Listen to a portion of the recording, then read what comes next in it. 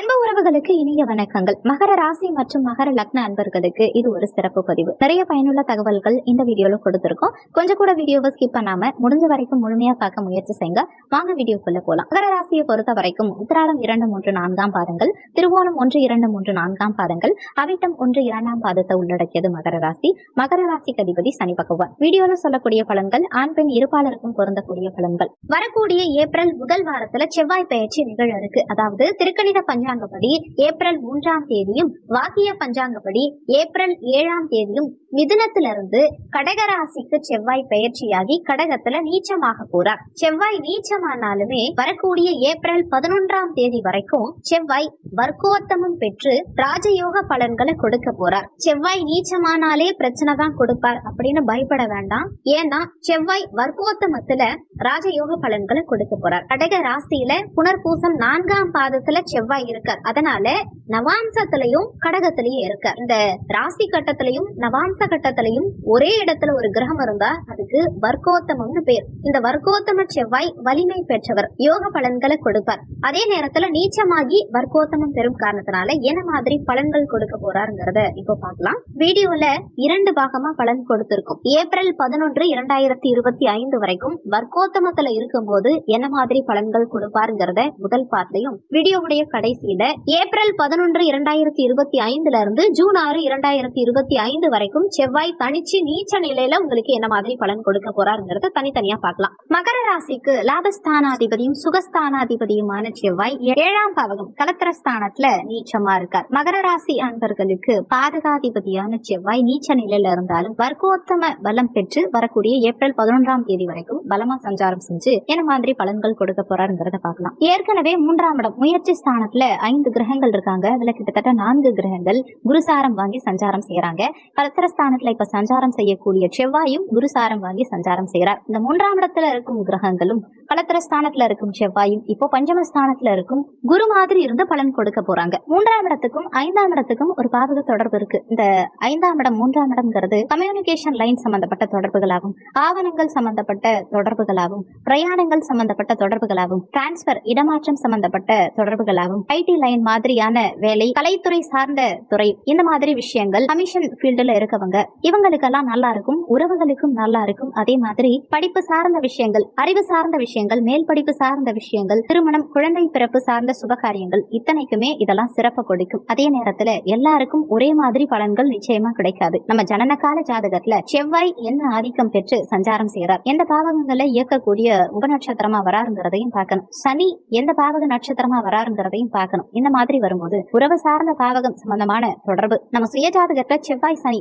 தொடர்பு இருக்கு அப்படின்னா உறவு சார்ந்த விஷயங்கள்ல நல்லபடியா நடத்தி கொடுக்கும். அதே நமக்கு தொழில் சார்ந்த விஷயங்கள், அதாவது 2ஆம் இடம், 6ஆம் இடம், 10ஆம் இடம் போன்ற பாவக தொடர்புகள் இந்த 2 கிரகங்களுக்கு இருந்தா நமக்கு அது உறவுக்கு அந்த அளவுக்கு சிறப்பா இருக்காது. ஆனா வேலைக்கு, அதுலயும் குறிப்பா கமிஷன் சார்ந்த துறைகள்ல இருக்கவங்களுக்கு எல்லாம் நல்ல முன்னேற்றம் சப்போர்ட்டிவா இருக்கும். அது இல்லாம 8ஆம் பாவக தொடர்பு, 4ஆம் இட தொடர்பு, 12ஆம் பாவக தொடர்பு, நம்ம ஜனனகால ஜாதகத்துல தசாபுத்தி அந்தர தொடர்பு இந்த காலகட்டத்துல வந்துச்சு, அதாவது வரும் ஏப்ரல் 11ஆம் தேதி வரைக்கும் வந்துச்சு அப்படின்னா நமக்கு கஷ்ட நஷ்டம், ஆசை வச்சதுல பிரச்சனை, நம்பி செஞ்ச காரியங்கள்ல ஏமாற்றம், அல்லது நம்மள ஏமாத்துறதுக்குனே ஒரு சூழல் அமையுது, நம்ம ஏமாற்றப்படுறோம், நம்பி ஏமாந்து போறோம்னு சொல்றோம் இல்லையா, அந்த மாதிரியான விஷயங்கள் அது எதுல வேணாலும் நடக்கலாம். டாக்குமெண்ட் சம்பந்தமான விஷயங்கள்ல நடக்கலாம், உறவு சம்பந்தமான விஷயங்கள்ல நடக்கலாம், மனுஷங்களை பிரிஞ்சு இருக்கக்கூடிய நிலை ஏற்படுத்தலாம், சகோதர வகையிலையும் ஏற்படுத்தலாம், தந்தை வர்க்கம் பூர்வீகம் சார்ந்த விஷயங்கள்லையும் நடக்கலாம், ஆன்மீகம் சம்பந்தப்பட்ட நட்பு வட்டார பழக்க வழக்கங்களில் நடக்கலாம். இவ்வளவு பாசிபிலிட்டிஸ் இவ்வளவு கிரகங்கள் மூலமா வருது. அப்ப இந்த செவ்வாய் வர்க்கோத்தம செவ்வாய்ங்கிறவர் நம்ம ஜனனகால ஜாதகப்படி நல்ல ஆதிக்கம் பெற்றிருந்தா, அதுவும்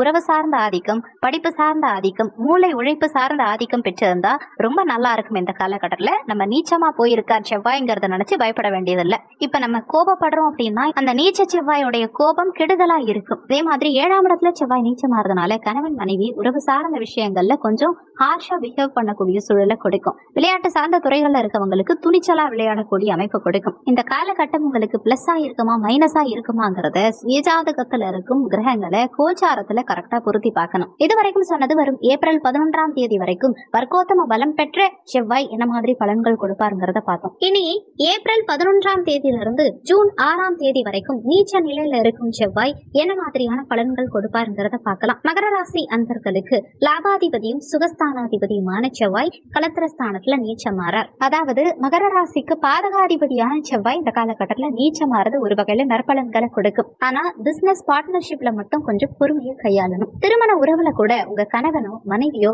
அவசரப்பட்டு வார்த்தையை விட்டுட்டு அவஸ்தப்படுறதுக்கு வாய்ப்புகள் உண்டு. நீங்க வேலை பார்க்குற இடத்துல உங்க கூட வேலை பார்க்கறவங்க உங்களை சங்கடப்படுத்துறதுக்காகவே சில நேரங்கள்ல பேசுவாங்க. அதாவது உங்களை அவமானப்படுத்துறது, உங்க ரகசியங்களை வெளியில சொல்றது, உங்க வீட்டு பிரச்சனைய வெளியில வந்து பேசுறது, உங்களை உருவ கேலி பண்றது, இந்த மாதிரி நடக்கிறதுக்கு வாய்ப்புகள் அதிகம். இதனால உங்களுக்கு தடுமாற்றம் ஏற்படலாம். ஆனா அவசரப்பட்டு கோபப்படாதீங்க. கோபப்பட்டீங்கன்னா அது உங்களுக்கு தொய்வை ஏற்படுத்தும், அவங்களுக்கு லாபத்தை ஏற்படுத்தும். அதனால கவனம். உங்க மரியாதை குறைவு ஏற்படணும்னு நினைச்சீங்கன்னா தாராளமா கோபப்படுங்க. மரியாதை குறைவு ஏற்படக்கூடாதுன்னு நினைச்சீங்கன்னா கோபத்தை கட்டுப்படுத்திக்கிட்டு கோபப்படாம இருக்க முயற்சி பண்ணுங்க. மூத்த சகோதர சகோதரிகளின் ஆரோக்கிய விஷயத்துல சற்று கூடுதல் கவனம் செலுத்துறது நல்லது.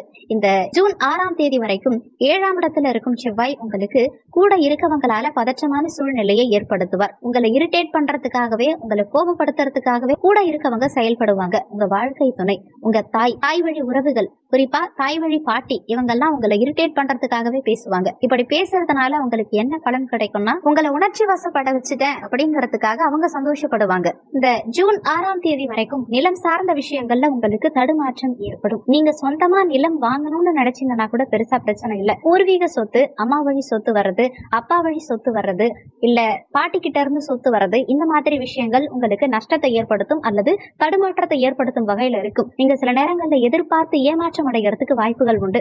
அதே சமயத்துல சகோதர காரகனான செவ்வாய் 7ஆம் இடத்துல நீச்சமா இருக்கிறதுனால உங்க வேலை விஷயமா உடன் பிறந்தவர்களோட பிசினஸ் பண்றீங்க அப்படின்னா அந்த வேலை விஷயமா பிசினஸ் விஷயமா நீங்க எடுக்கும் முயற்சிகள்ல அவங்க உங்களுக்கு சில தடைகளை முட்டுக்கட்டை போடுறதுக்கு வாய்ப்புகள் உண்டு. உங்க வளர்ச்சியில உங்க உடன் பிறந்தவர்கள் தடுமாற்றத்தை ஏற்படுத்துவாங்க. வியாபாரம் பண்றவங்களா இருந்தா வியாபாரத்துல லாபம் பெருசா இருக்காது. ஏன்னா குரு 11ஆம் பாவகத்தை பாக்குறாரு. அந்த 11ஆம் பாவகாதிபதி நீச்சமா இருக்கார். வருமானம் வரும், ஆனா வரும் வழி சில சமயத்துல தவறா கூட இருக்கலாம். உங்க தகுதிக்கு குறைவான வருமானம் இருக்கும் அல்லது தகுதிக்கு குறைவான வழிகளில் வருமானம் ஏற்படுறதுக்கு வாய்ப்புகள் உண்டு.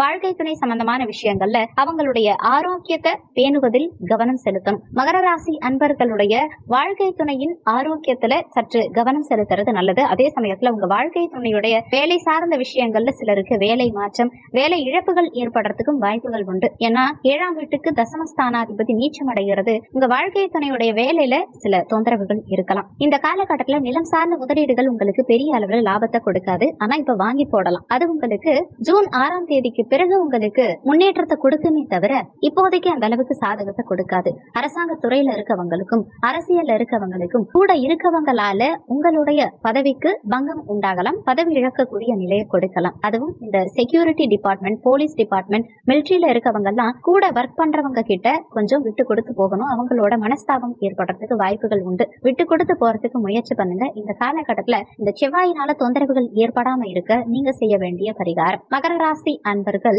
குலதெய்வ வழிபாடு பண்ணுங்க, அம்மன் வழிபாடு பண்ணுங்க. குறிப்பா செவ்வாய்க்கு உண்டான துர்க்கை வழிபாடு உங்களுக்கு மேன்மையை உண்டாகும். துர்கா சப்தஸ்லோகி பாராயணம் பண்றது மூலமா மகர ராசி அன்பர்களுக்கு நன்மைகள் உண்டாகும். இந்த வழிபாடு செய்யறது மூலமா மன அமைதி, ஆரோக்கிய அமைதி, குடும்ப அமைதி உண்டாகும். வீடியோல சொல்லக்கூடிய பலன்கள் கோச்சார பலன்கள். கோச்சார பலன்கள் வெறும் 20% தான் ஒர்க் பண்ணும். மீதி 80% உங்க சுயஜாதகப்படிதான் வாழ்க்கையில எல்லாமே நடக்கும். இந்த வீடியோல உங்களுக்கு ஏதாவது சந்தேகம் இருந்தா கீழே இருக்க கமெண்ட் செக்ஷன்ல சொல்லுங்க. நன்றி. மற்றும் ஒரு நல்ல பதிவோடு மீண்டும் உங்களை சந்திக்கிறோம்.